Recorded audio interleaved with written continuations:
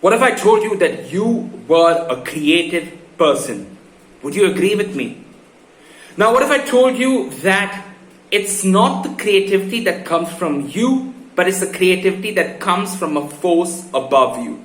Look, I'm not trying to preach you spirituality or anything, but I'm just trying to break down what the creative process is, so that when you're trying to get an idea, when you're solving a problem, you'll be better able to tap into this force to consistently pull out the creativity that you need to solve tough problems, solve a project, or crack an idea that you're trying to manifest into this world, right? When I was trying to write a script that I'm writing right now, it's a body switch movie. So you think Freaky Friday and stuff like that. This was a story idea that did not come from above. This was a small concept that I thought was a very good idea to make. So I started the whole idea by thinking about a woman who is not confident and wants to get the attention of one of her co-workers, so she goes down the path of breast implants to find love.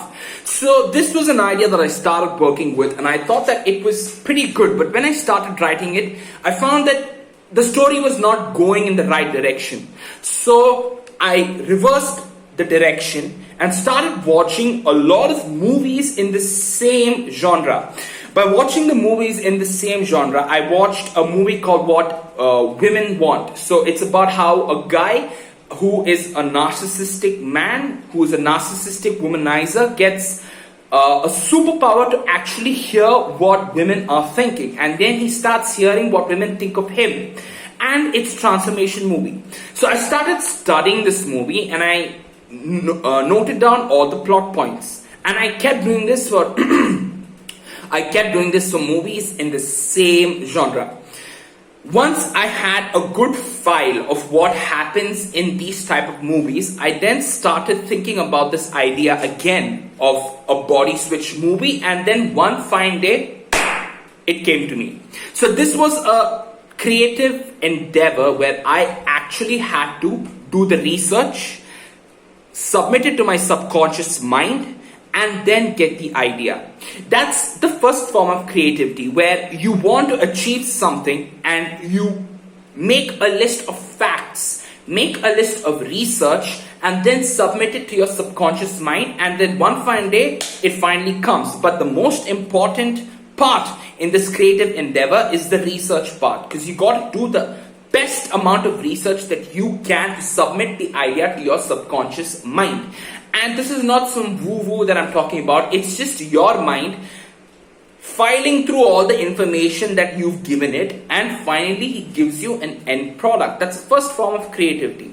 The second form of creativity, which is very rare and happens very not often, I would have to say, it does not happen very often, is when the idea just comes to you, right?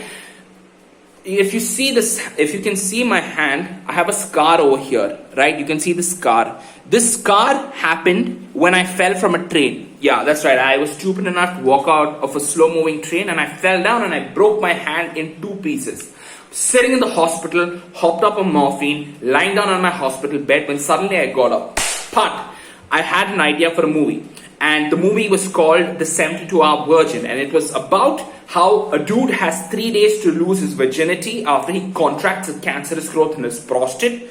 God's daughter Cupid comes down to earth to help him get laid, but then ends up falling in love with him. But when the idea came to me, the only thing that I saw was that a guy has 3 days to lose his virginity after he gets cancer. That's all.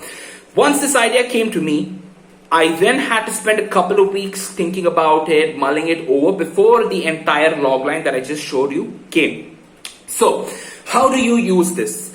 Think about a problem that you're trying to solve. Think about some jail that you are in life that you're trying to get out of. The first thing that you need to do is you need to tap into both the intrinsic creativity, flashes of inspiration, and extrinsic creativity, where you actually do the research and then the idea comes to you. So I want you to make a list of all the shitty things that are there in your life that you want to change, and pick one where if you fix that, your life changes the most. For most people, it's going to be money. So how do I make more money? How do I make more money? So then I want you to pick that problem up and go do the research on how to solve that problem.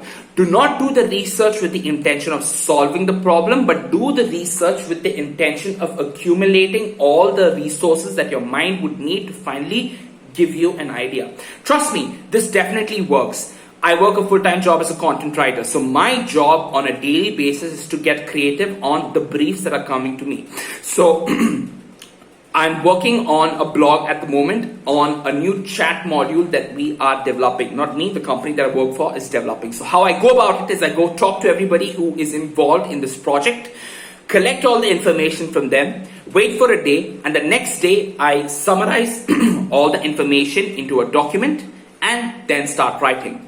If I have to write a blog, it takes me 1 hour to write a blog, but it takes me about 10 hours. 10 hours spread over 2 days to actually research the blog. So I hope this helped. Drop a comment down below on some creative things that you're trying to solve, and then let's get a conversation started. It's your boy, Young Vivekananda.